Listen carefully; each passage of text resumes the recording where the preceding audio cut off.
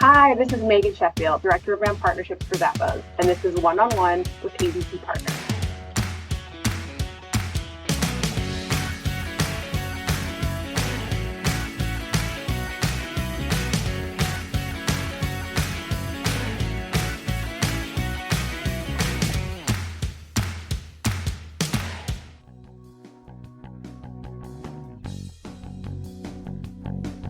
First you peel bananas, peel bananas, yeah you peel bananas, peel bananas, then you... Let's take a second and define the meaning of the word bananas. Yeah, I know, it's a yellow fruit you need to take care not to slip on.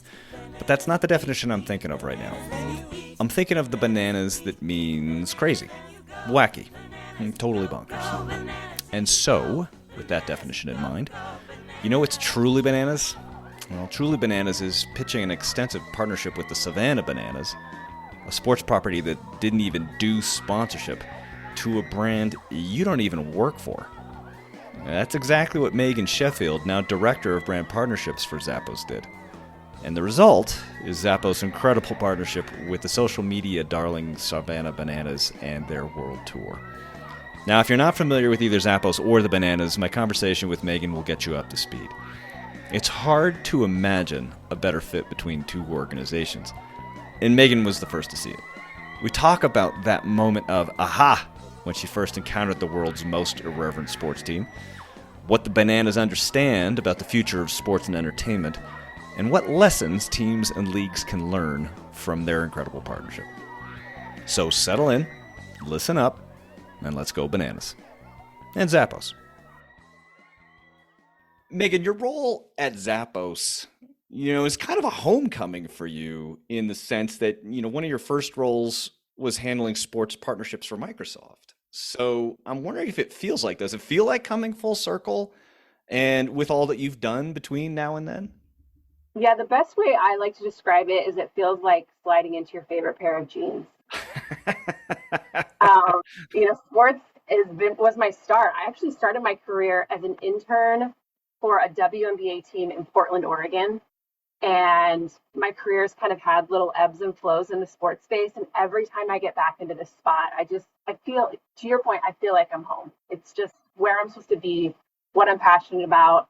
And I'm so happy. Were you on the marketing side as an intern for the WNBA back in the day? I sat on the biz dev side. Okay. So I was literally schlepping like Fran's t-shirts, and they're like Fran's bread t-shirts on the front and a tiny little Portland Fire logo on the back into the 300 level, doing all of the partnership activations with the team. You got your stairs in. Your cardio must have been unbelievable. Yeah, Rose Quarter, absolutely. Those cement floors, they were great on my feet. But it's kind of great to get that activation side of brand partnerships under your belt in the early going so that when you do make the transition to working on behalf, so you went right to Microsoft and started working there. So you do have a sense of what works, what doesn't work, what to expect, what not to expect, don't you? Yeah. I mean, my start in sports, that's really where I fell in love because there's such a unique relationship between a fan and a team. Right. Yeah. It's a very special, very almost intimate relationship that these brands and the fans have. And so what I found super interesting was how a brand could come in to that really tight knit community and make a very organic offering, and what worked and what didn't work, I think is what really struck me and got me excited.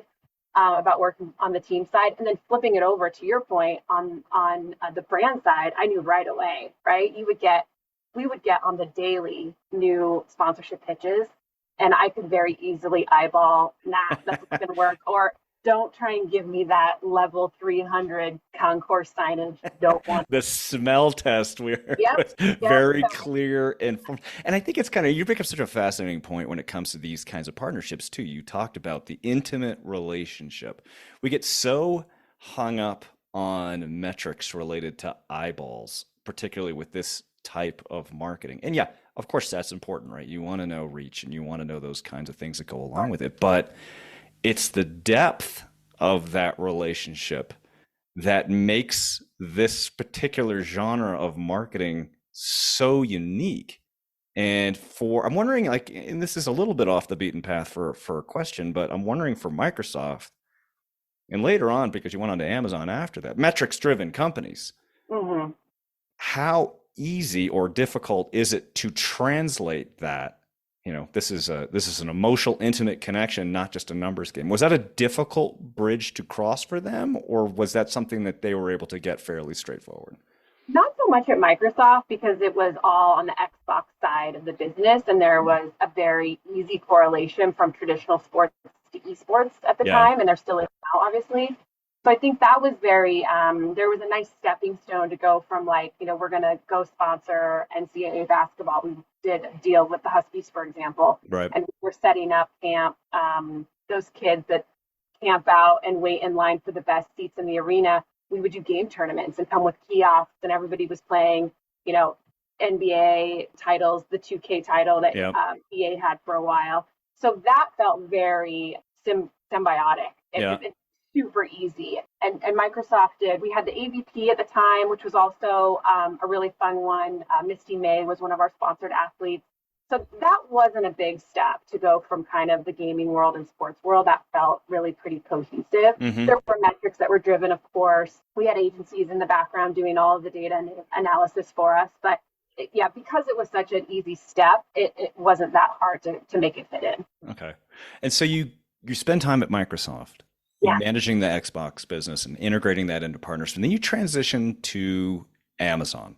Yeah. I mean, these are two tiny little companies. In case anybody's listening has never heard of them, they're both technology companies and e-commerce and things like that.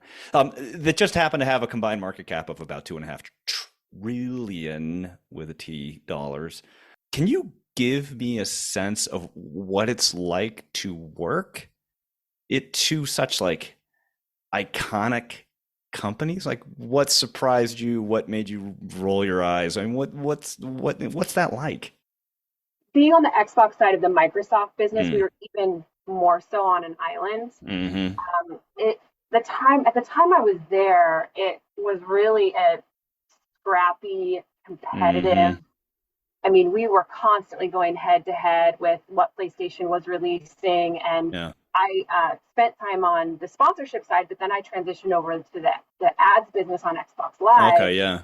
And the innovation that was coming out of that place at that time, you would get on a call with a brand who would say, if you guys can do X, Y, and Z on the platform, we'll pay this much more money in advertising dollars. I would walk next door to the developers and say, okay, the avatar needs to wear a pair of Adidas shoes and he needs to be snacking on Reese's Pieces. And they would be like, click, click, click. Okay, yeah, give us 4 weeks. And they would do it. So there's this incredibly entrepreneurial part inside the company. Like, you don't necessarily think of Microsoft like that. No, it was so scrappy and Yeah. super, super fast because we were on that cusp of like that personalization side of Yeah. the gaming platform was just starting to explode. Like the fact that avatars were really big. And so we had a ton of advertisers who were super interested in that, and trying to create a persona for yourself in that ecosystem was really an exciting time to be there. So, but the same was true at Amazon. I mean, it was incredibly scrappy. My first role over there on the partnership side was still in the gaming part, but a startup, right? So Yep. it felt super quick, really, really scrappy.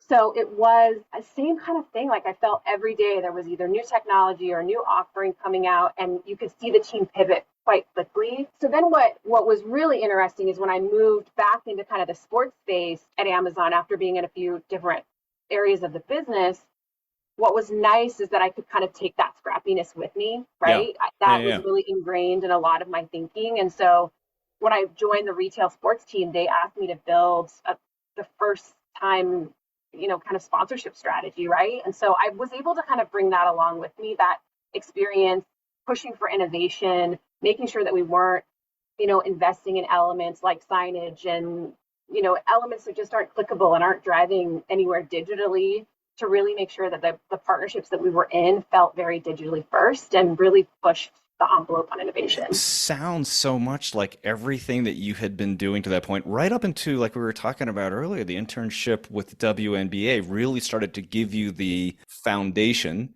to be able to get to that point. It's like, okay, let's create this. You have the entrepreneurial background with two different companies. You've got a sense of, what it's like and what's not going to work and what's kind of a throw in and what's kind of something that's really going to move the business. So it really kind of felt like it congealed.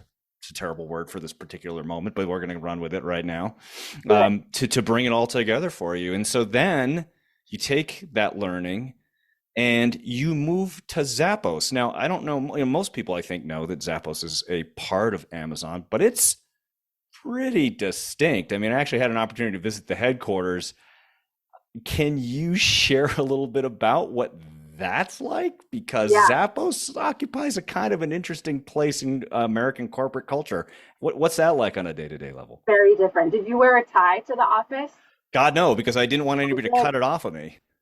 Lesson learned. Don't do that. For those 5 stars, Dave Helmy. 5 stars. Cut that tie. We will cut it off. When you walk to the front desk, you probably saw the framed wall of ties. It's such a joy to be here. Honestly, it's like a breath of fresh air. I love my experience at Microsoft. Love the experience at Amazon, but there's something about a super culture-centric organization. There are companies who say this is our culture. Zappos writes it and lives it and breathes it and sleeps it. It's a really incredibly joyful place to be. And what makes it that way? I mean, joyful, that's such a extreme word when you're talking about corporate culture. Right? Corporate, like, oh, jeans on Fridays. I mean, ooh, that's joy. But I mean, when you say joy, talk about that for a moment. When you think about walking around the halls or dealing with the people, what brings that joy that you think other companies can learn from? And I know this is a sports business podcast. We're going to get into the sports business part of it, but this is such an interesting thing for me about how Zappos manifests itself.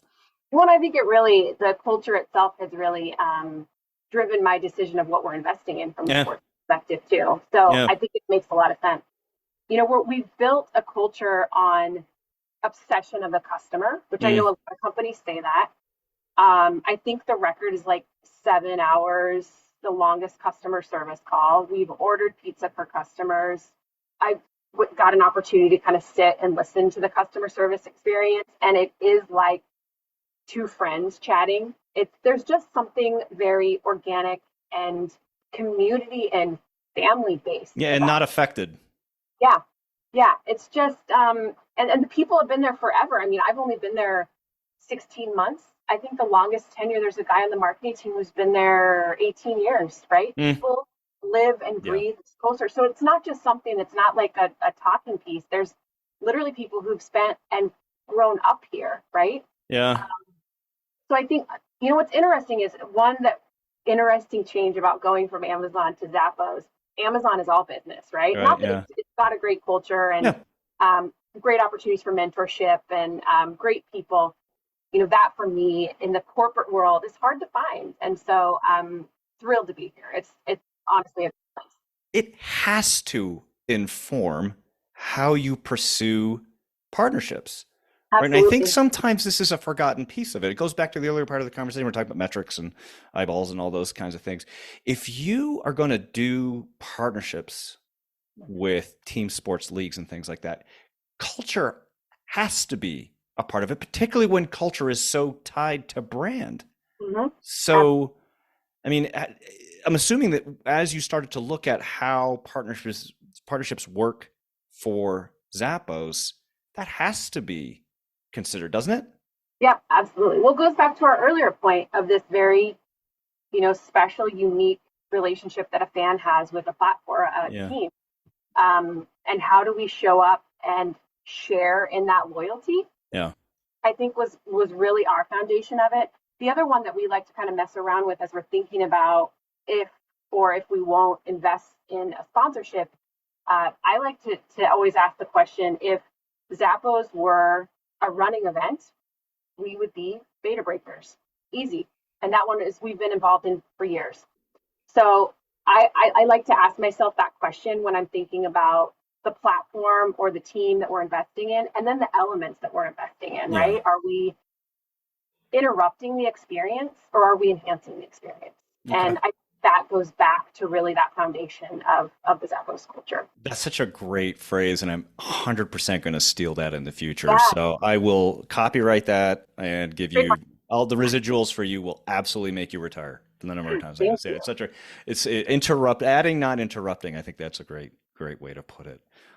Which leads, and you bring up beta breakers, and for people who are not familiar with beta breakers, it's a crazy race in San Francisco where people dress up in costumes and they do like centipedes with everybody like connected and stuff like that. So I think to say it's like as irreverent a running race as you can possibly think of. So again, kind of goes to that human element of the Zappos culture, which then of course has to get us to the Savannah Bananas, which I guess if there's a Beta Breakers baseball team, I guess it's going to be the Savannah Bananas. How did it first get on the radar? How did it first become something that people at Zappos said, hey, we need to think about this? We need to do this. Yeah, I actually saw them. There was like a CBS Sunday morning segment on them that I saw actually even before I started. I think I was in late negotiations for this role.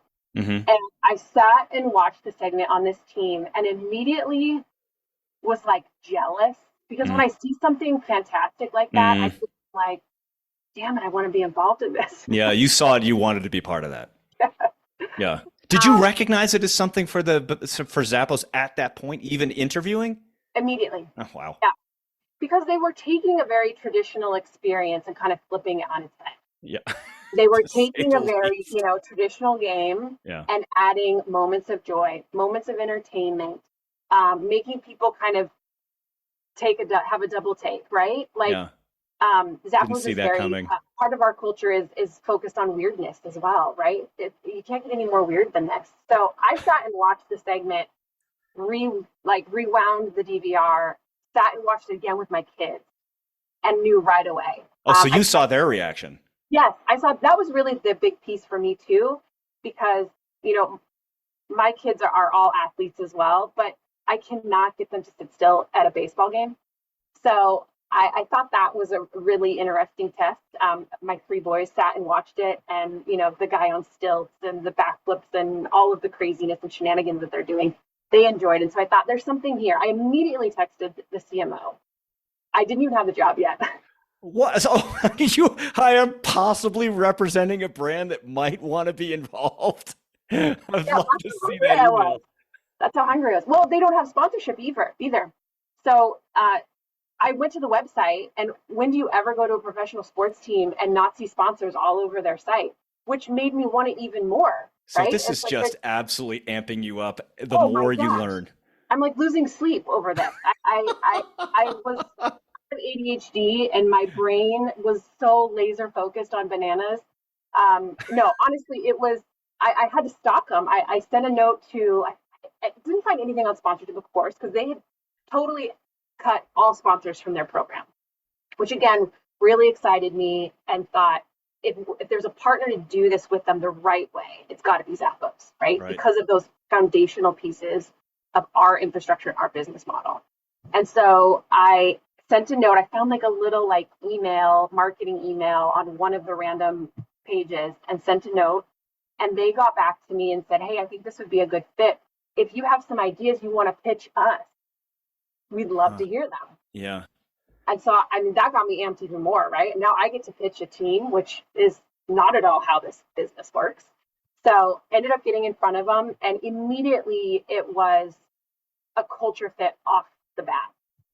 Did their absence of sponsors indicate intention on their part? Did they hit a sponsor reset button and said, look, we're going to put that aside while we build this, and we can't have our partners who are legacy involved with that, participating in that, driving that? Is that kind of what the feeling you got connecting with them was, or was it something else?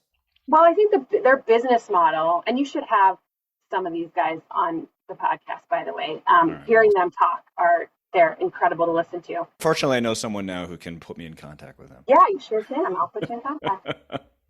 I think for them, it kind of goes back to what we were talking about earlier about interrupting that fan experience. Yeah. They are so laser focused on entertainment first. Yep. And I think I've heard Jared, the president, say this. He was standing at Grayson Stadium in Savannah looking out over the outfield, and it was just littered with logos. Yeah. And I think that was their real moment of we need to restart. This is not what we want. Right. We need to think about what our fans want first. And so they went a number of years without any sponsors until I talked them into it. Until you stalked them into being a partner for a brand you didn't even work for yet.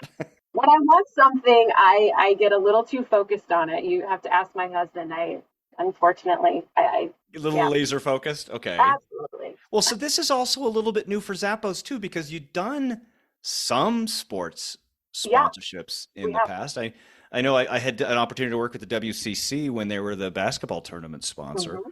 Mm-hmm. They did some local deals, like the hometown deals with some of the Las Vegas franchises, but this is a different animal. I mean, this is broader and more brandy.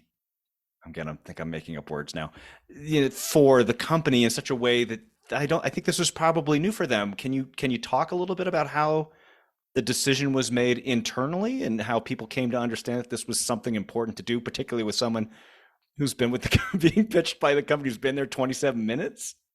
Well, I think what was special about this is oftentimes we run into roadblocks with team sponsorships due to their existing merch, apparel, footwear deals, right? The Fanatics type stuff.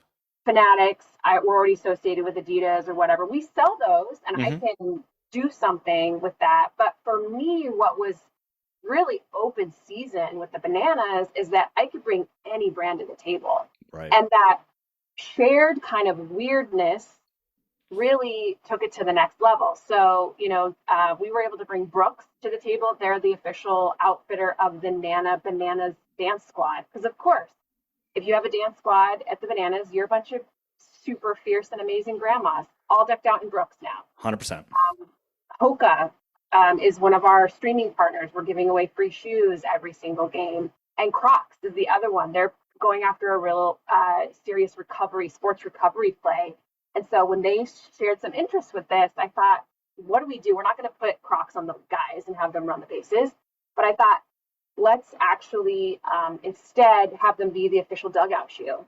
So after they play, they can slide into a comfy pair of Crocs in between their play. So it gave us that opportunity to kind of ingest these perfect brand fits throughout that entertainment experience of the game night, essentially. It is such a tried and true statement that everybody talks about, sponsorship versus partnership, right? And, sponsorship being very transactional, partnership being very back and forth. And I think everybody in this industry aspires for obvious reasons to the latter, right? Yeah. But it's hard, right? Because, people have revenue goals and they have inventory they need to sell and things like that. This strikes me as the epitome of partnership, where you have a property that is open to tell us what you want to do. Yeah, and it's so true. We'll do everything we can to try to make that happen for you. Yeah.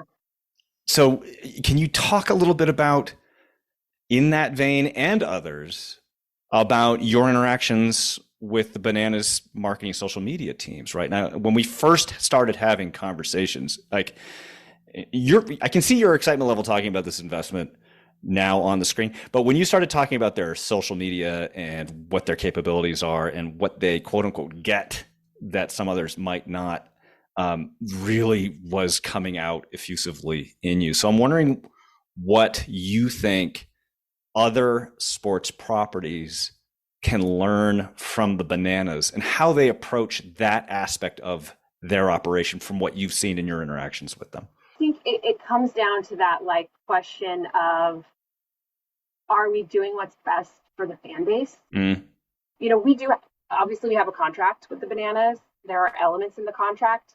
We have done probably 4 or 5x of what's in the contract because we find opportunities. They called me a few weeks ago and said, hey, we tested a magician who guesses people's shoe size and they get a pair of, shoes from Zappos. So they are constantly evolving the game and evolving that entertainment element.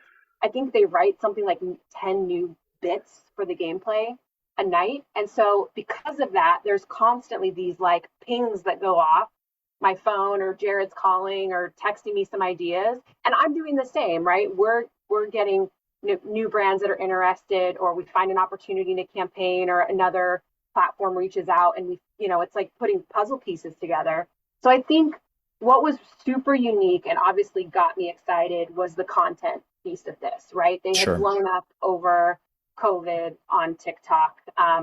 They were featured on ESPN. They were in the middle of their docu-series on ESPN. So I was expecting walking into a meeting with a huge social media team, and instead it was 3 or 4 people sitting around a laptop in their kitchen because they didn't have an office big enough yet because growth was so big, and people are like walking back and forth to the refrigerator. And and they're young too. There are these kids that are creating this content. And what blew me away was that companies like Zappos and all of these sports entities are paying millions of dollars to agencies to create some sort of social footprint. And these, for all intents and purposes, kids have completely blown them out of the water.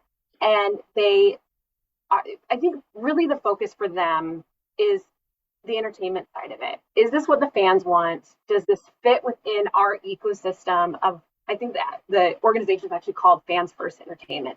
So it sits with that first. And it goes back to why they pulled sponsors.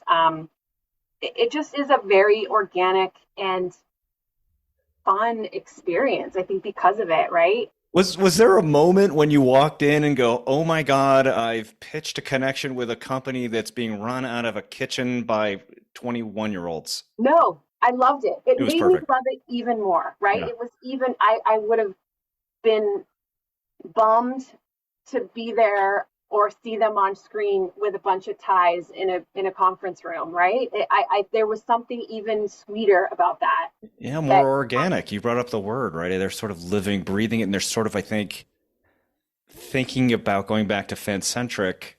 They're the fans. They know what they want to see. They want to see ridiculous and preposterous and what would be a great reel on Instagram, and thinking about all those aspects of the game that, I don't know, maybe it's authenticity too, right? When you have a bunch of people sitting around a table with ties on and on the agency side, and they're whiteboarding stuff and things like that, versus, hey, get around the table, grab a hot dog out of the refrigerator. That's gross. Grab a hot dog out of the refrigerator, and let's bang some ideas across the table. It just speaks like a level of authenticity to the whole. Yeah, and I think that was what was the best part for me was that I never felt like a client. I never felt they were pitching me. Every time we get on the phone with them is a brainstorm session, whether we want it to be or not, right? Like they'll come in and be like, okay, we just saw this.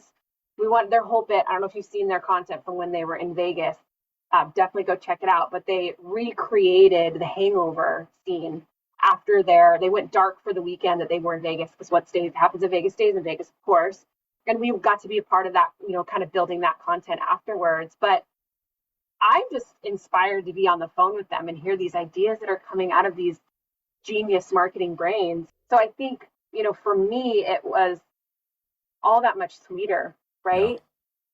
Yeah. And I've learned so much from them. And it really has taken my appreciation for sponsorship, actually not sponsorship, partnership, to the next level. Doing things like we were trying to figure out with the actual logo itself, the Banana Ball Tour, sponsored by Zappos. Oh, no, partnered by Zappos. No. What's the cut the tie version of a sponsorship message, right? How do we take and ingrain this Zappos culture, the bananas culture, and again, fall back on that joint shared love and passion for the sport? So we have Loved by Zappos. Of course, why wouldn't you? Yeah. I feel like every meeting is a brainstorm session. Every meeting is like a one-up of who could bring the coolest, weirdest ideas. How in the world Does another sports property come to you now with this experience under your belt, right? It's such a high bar It's from hard. what your expectations are now. Yeah, it's tough. I will say though that proposals I've seen recently, they're starting to evolve, right? I am seeing some more interest. I literally have had people pitch me, and like the subject line is, "We cannot compare to the bananas." Okay, own it. I appreciate that. Exactly, right? At least own it. Yeah.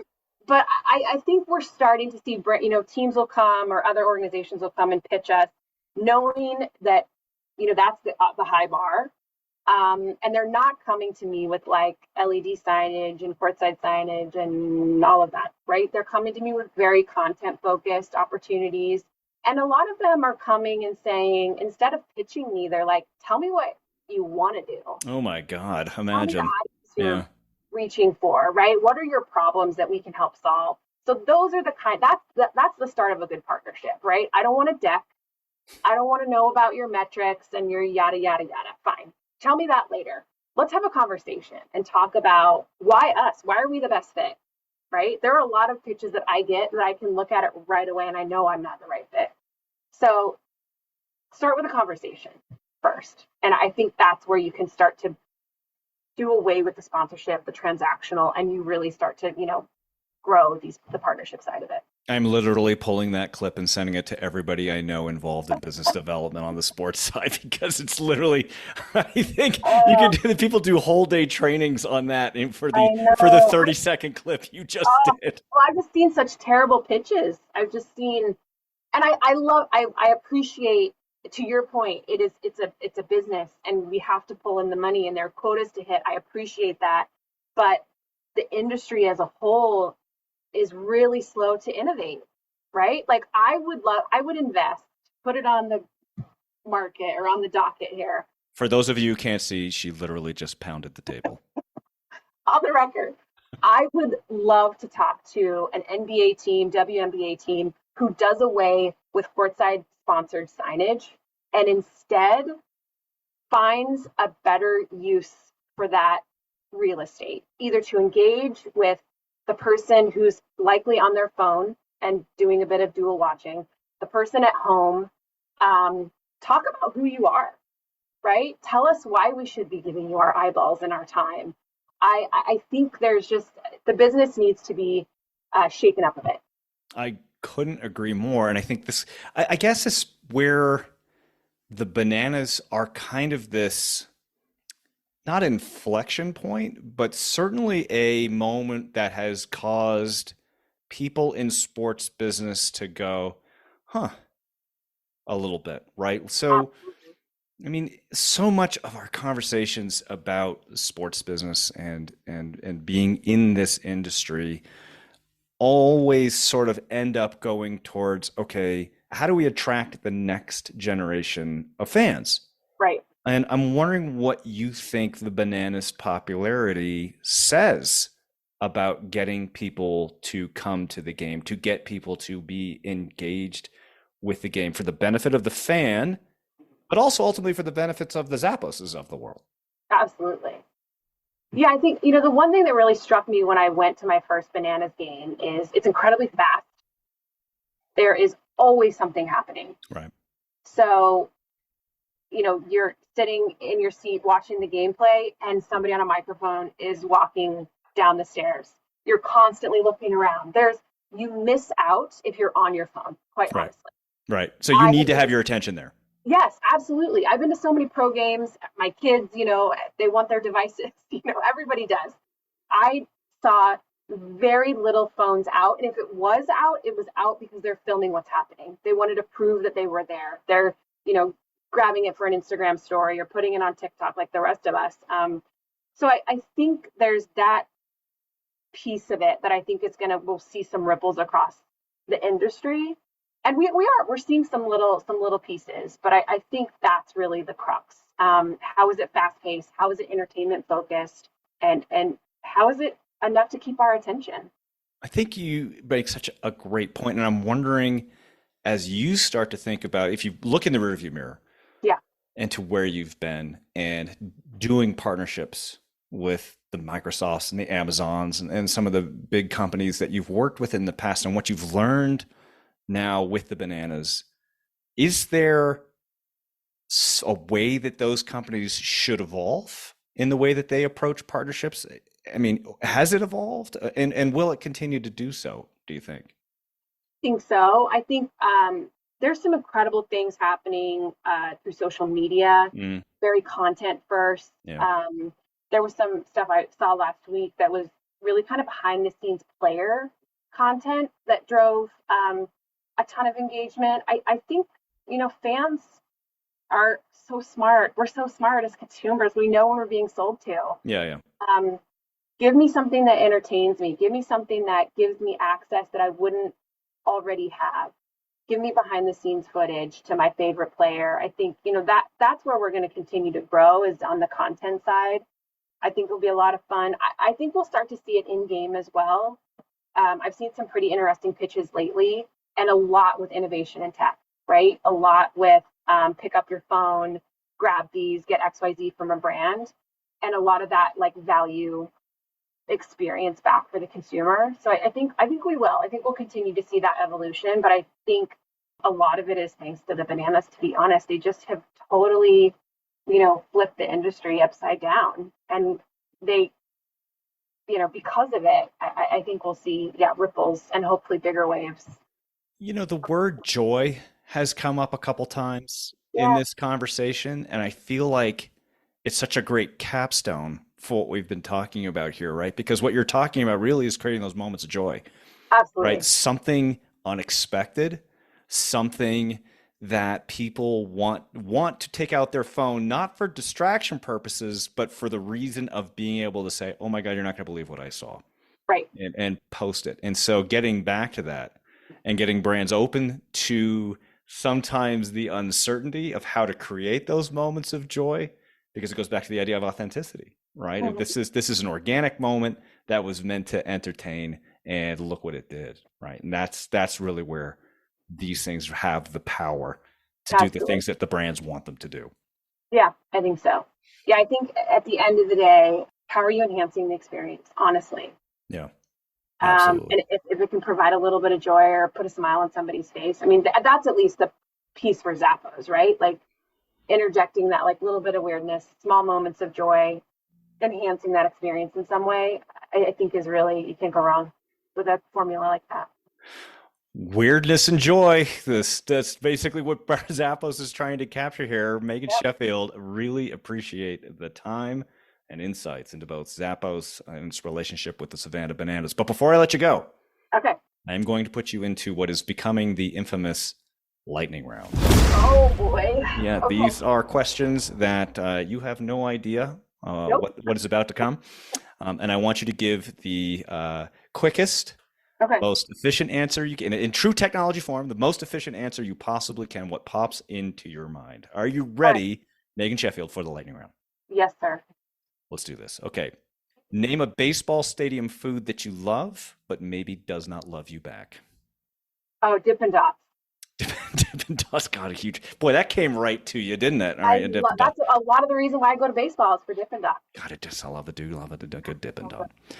As we both know, you're a huge No Doubt fan, so this one is a choice for you. You can choose to A, reveal how many shows you've been to, or B, sing a line from your favorite song.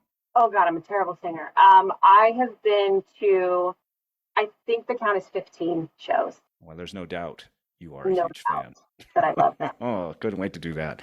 Best Zappos customer service story you've ever heard. Oh man, we just had one recently actually that was really cool where a girl's prom shoes didn't arrive on time, and Scott, our CEO, personally reached out and gave the girl and her mom a spa day to prep for prom, which I thought was encompasses our brand so That well. is that is the So most Zappos story I've ever heard. yeah, there are many good ones, but that one is my most recent favorite. Okay. Zappos certainly made its mark selling shoes. How many pairs of shoes in your closet right now? Too many, too many. Let's see. Well, we get so many from all these awesome partners. I think there's a box that arrives every week. I'm gonna say 30. Okay, that's not that too many. Come right? on. I'm a sneakers gal though, so All right. I What are you am wearing? All right, unexpected question. What sneakers are you wearing right now? Brooks a new Oh, pair look of at Brooks here. Levitate that I'm in love with. Yeah. That means you're part of the Bananas Dance Squad. Yep. Last one. Favorite food featuring bananas as an ingredient. Oh man. Gosh, this is gonna sound lame, but just like my banana chocolate coffee protein shake I have every morning. Okay, you're I absolutely right. That is completely lame. I don't even know what to say. I really don't like I'm maybe a banana split or banana bread. Sorry. Nope. I said the first thing that came to mind, and then we're Oh, sticking with banana chocolate shake. sorry. Megan Sorry. Sheffield of Zappos, thanks so much for the time. Thank you. You're such a delight. This was so much fun. Thanks for listening to this episode of the One-on-One Sports Business Conversations podcast. If you enjoyed it, we always appreciate a subscribe, share, comment, or like. And don't forget, you can always find past episodes at abcpartners.com/podcast. This podcast is written, produced, edited, and hosted by Dave Almy. And the theme music was composed by Scott Holmes.